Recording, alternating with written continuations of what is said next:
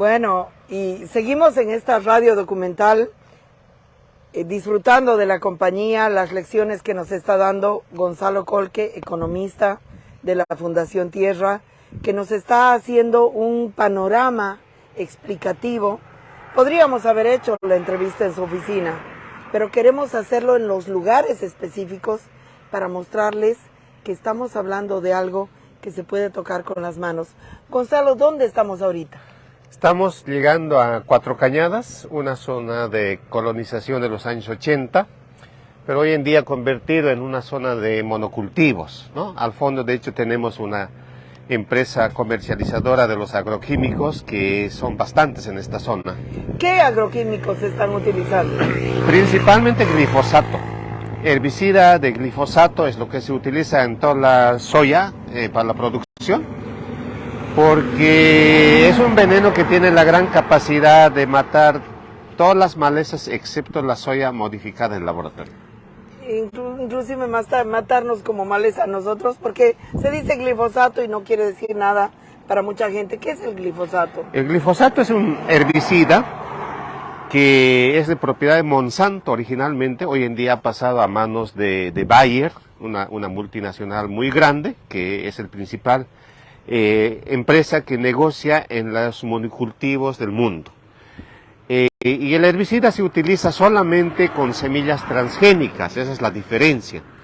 La semilla, de hecho, ha sido modificada en laboratorio para tener resistencia a este veneno, de modo que la aplicación de este veneno mate el resto de las malezas excepto esta planta transgénica. Los transgénicos ya están en Bolivia. Ya están en Bolivia, legalmente está en el sector soyero, está autorizado desde el año 2005, pero también está en el maíz. Es algo ilegal, es algo que no se dice, pero todas las voces coinciden en que al menos en esta zona un 80-90% del maíz que se produce y que consumimos también los bolivianos es maíz transgénico, ilegal además, ¿no? Bueno, pregunta, mucho se defiende el modelo productivo como cruceño como un modelo que le da de comer al país. ¿Es realmente así?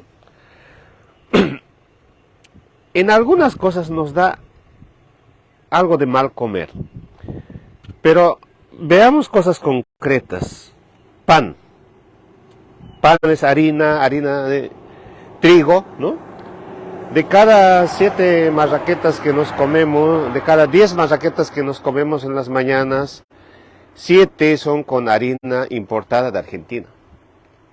Entonces, en realidad, quienes nos darían de comer pan son los argentinos, ¿no? Papa. La gran mayoría de la papa es de la producción campesina, traída de contrabando también del lado peruano. Esa es la realidad que tenemos. Santa Cruz, ¿cómo está distribuida la producción agraria en Santa Cruz? Santa Cruz produce, la mitad de las tierras están dedicadas a la soya, el 50%. Un 20%, probablemente ahora ya es un 25% de la tierra está dedicada al sorgo. Después viene maíz, después viene un poco de arroz, después viene un poco de caña de azúcar. Entonces realmente un 80% está dedicado al agronegocio, que es para la exportación y no para la seguridad alimentaria de los bolivianos, ¿no? A ver, no sé cómo ya más podemos decirlo. El modelo productivo de agronegocio cruceño no es un modelo de seguridad alimentaria para el país. Exactamente, esa Así, es la palabra. No sé, ya es que hay que decirlo. Sí. Y además basado en datos. Sí, absolutamente, porque podemos verificar esos datos de cuántas tierras cultivadas hay, a qué se destina en cada lugar, ¿no es cierto? Y el hecho, además, de que ahora está creciendo como cultivo de rotación el sorgo. El sorgo no tenía la presencia que tiene hoy en día en Santa Cruz. ¿Para qué se usa el sorgo? ¿Qué es el sorgo? Primero sirve como cultivo de rotación para fertilizar la tierra, para volver a meter la soya, ¿no? Y segundo, el sorgo ha crecido porque hay promesas de parte del gobierno de convertir en etanol, ¿no? Para mejorar nuestra oferta o nuestro consumo nacional de gasolina en este caso.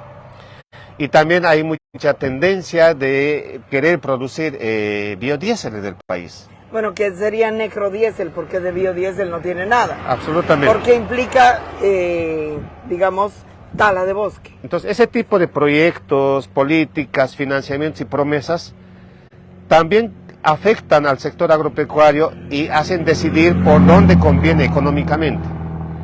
El cómo se produce y qué se produce, siempre se toma estas decisiones en función a dónde rinde más, dónde hay más ganancia. Y no hay una política de seguridad alimentaria, por ejemplo, ¿no? Por eso hoy en día incluso nos estamos alimentando y complementando la producción nacional, que es deficitaria en maíz, con maíz que se trae de Argentina. El propio gobierno trae maíz mediante EMAPA. El año pasado ha traído varios camiones de maíz, todos transgénicos. Y el maíz es para alimentar al pollo. El maíz es para pollo, básicamente, para cerdos y algo para lechería también. Ya. Y ese maíz con el que se está alimentando a los pollos, a los cerdos, ¿no está producido en Bolivia? Ahora una buena parte, un 40%, no se produce en Bolivia. Cada año la producción de maíz amarillo duro que se utiliza para pollos está bajando en el país. En su lugar está entrando sorgo, en su lugar está entrando más soya, ¿no? En su lugar está entrando lo que se exporta. Entonces el maíz, ¿cómo está compensando el gobierno con EMAPA? Primero, genera precios por encima del mercado para pequeños productores, pero ni aún así llegan a producir lo que se necesita. Ahora, ¿por qué, si el modelo productivo del agronegocio cruceño no es un modelo de soberanía alimentaria, por qué tiene la capacidad de chantajear a los gobiernos? Porque, digamos, si Evo Morales llegó a hacer, digamos, a doblarle el brazo, digamos, la oligarquía terrateniente, o como le llamamos, ¿cómo le llamarías tú a la clase dominante cruceña? Yo le llamaría los agrosaurios.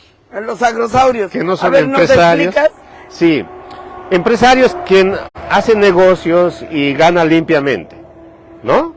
En el mercado, compitiendo con precios, con calidad, etcétera. El agrosaurio es quien entra al mercado, pero utiliza favoritismos, subvenciones, privilegios para obtener el lucro y la ganancia, ¿no? Un agrosaurio es, por ejemplo, quien firma un contrato con precios, con sobreprecios con el gobierno. Puede ser una empresa constructora, pero si sus ganancias provienen de este favoritismo político, no es empresario, ese es un agrosaurio. Bueno, entonces estos agrosaurios, ¿por qué tienen la capacidad de chantajear a un gobierno, de doblarle el brazo, de imponer sus reglas del juego? Porque en muchos productos de consumo masivo tienen control del mercado nacional. El pollo. El pollo, el azúcar y en parte, digamos, el arroz, ¿no? Y la carne. Hay pues una psicosis también en la gente cuando se dice que van a subir los precios o no va a ir, por ejemplo, azúcar de Santa Cruz a Oruro, a La Paz, a Potosí.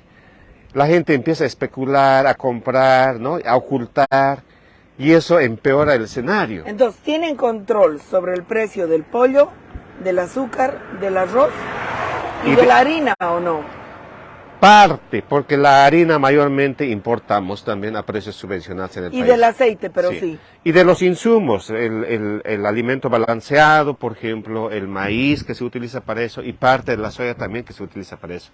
También estaría ahí el aceite de cocina, ¿no? El aceite de cocina mayormente, casi en su totalidad, se produce en Santa Cruz. A ver, pero me dejas un poco así, ¿no? O sea, porque por un lado tienen capacidad de controlar el precio sobre productos básicos de la canasta familiar, pero no son un modelo de soberanía alimentaria. ¿Me lo puedes explicar esa contradicción? Sí, absolutamente. El que comemos los bolivianos se ha simplificado, se ha estandarizado y se ha reducido a 3, 4 cosas: azúcar, pollo, grasas, ¿no? Y las verduras, las papas, la producción diversificada queda un poco a un lado. Y en este tipo de productos, con este mercado, con este hábito alimentario que ha cambiado en los bolivianos, es donde tiene control. Entonces creo que también nosotros, como ciudadanos, hacemos mal cuando tenemos esta altísima dependencia de unos 2, 3 productos que vienen de la agroindustria. Y que no son saludables, porque el arroz blanco no lo es, el azúcar blanca no la es, el pollo tampoco es lo más saludable, el pollo frito en aceite no es lo más saludable, pero dependemos, o sea, si comemos eso estamos felices. Creo que en el país tenemos un problema que está creciendo de malnutrición, especialmente en Santa Cruz, ¿no? Justamente por esta estandarización y reducción de la variedad de las cosas que deberíamos comer. Y ese es parte del problema también cruceño y de seguridad alimentaria. Al respecto no se dice nada, ¿no? Y sin ir lejos diríamos, ¿qué pasa?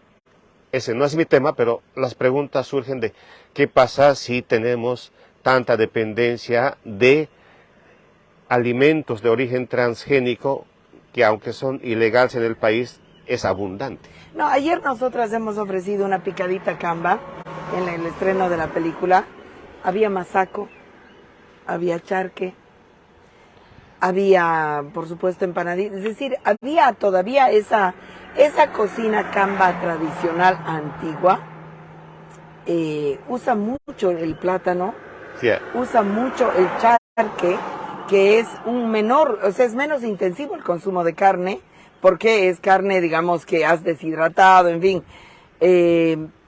Como que había muchas salsas, el cuñapé, la yuca, el queso, es decir, la comida camba antigua es también muy sabrosa, muy interesante y más diversa. Y hay que cuidarla. Fíjate, María, que tú mencionabas cuñapé, se hace con harina de yuca, ¿no? Con mandioca. No hay harina de yuca nacional ya en el mercado. ¿Qué cosa? No hay. Todo lo que se compra, se utiliza para hacer los ricos cuñapés son pues con harina de yuca de Brasil. No. Porque es más barata, mejor elaborada, procesada, ¿no? Entonces, yo me tomé la molestia en el mercado mutualista de ir puesto por puesto y preguntar si tenían este insumo básico nacional. Eso ha muerto, existía. Entonces también estamos llegando a ese grado de dependencia en este tipo de elementos. Por ejemplo, Santa Cruz perfectamente podría abastecerse con yuca nacional, ¿no es cierto? Entonces ahí hay problemas de competitividad también. Y además de procesar y tener harina de yuca. Sí, absolutamente. Bueno, ¿estarán en peligro los cuñapés? Los cuñapés todavía hay y mientras no esté en peligro traer harina de yuca de Brasil, creo que vamos a tener cuñapés, pero no totalmente cambas, ¿no es cierto? Bueno, entonces hay muchos mitos alrededor del agronegocio, del modelo alimentario, de lo que llevamos a nuestra mesa. ¿Y por qué serán agropartners? ¿Es una transnacional o es el gustito por usar los anglosajonismos? Hablar en inglés nos hace más cool, nos hace más importantes. ¿Qué tipo de negocio es este? Ese es lo segundo que tú dices. Esta es una empresa importadora de insumos agrícolas nacional, pero a su vez es representante de las grandes marcas que hacen negocio en Bolivia con los herbicidas, con los plaguicidas, con los fertilizantes y las semillas, ¿no?, que se utilizan en los monocultivos. Entonces estas empresas son parte, digamos, de una cadena. De hecho pertenecen a una asociación que se llama APIA, ¿no?, Asociación de Importadores de Productos Agropecuarios. El campesino, la campesina tenía el gran saber de producir su semilla. El agronegocio elimina el conocimiento de la semilla, la producción de semilla, y tienes que comprar semilla y eres dependiente eterno de la gran transnacional de producción de semillas a través del transgénico. Entonces es una pérdida de saber también, ¿no es cierto? Esa es una de las luchas del activismo ambientalista, del activismo que defiende el país como país importante para la conservación del maíz, ¿no? La cantidad, la variedad que tenemos. ¿Tenemos un banco de semillas de maíz? Tenemos, pero comparado con los países vecinos es un banco bastante pobre, ¿no? En el país no hacemos mejoramiento de las semillas, mantenimiento como deberían hacer, por ejemplo, las universidades. Ahora la gran noticia en Santa Cruz es que ahora se está tropicalizando la quinoa, ¿no? Sí, lo he y que leído. también va a producir Santa Cruz de la mano de la Universidad Pública de Santa Cruz, ¿no? Y este tema no ha sido coordinado, no ha sido trabajado junto con ANAPQUI, por ejemplo, con la Asociación de Quinueros del Altiplano, ¿no es cierto? Y es un modelo también comercial. Si la idea es competir en el mercado internacional, también para la exportación, con la quinoa que se produce mayormente y se exporta mayormente desde Perú en estos últimos años. Lo dejaremos aquí y vamos a nuestra siguiente ruta.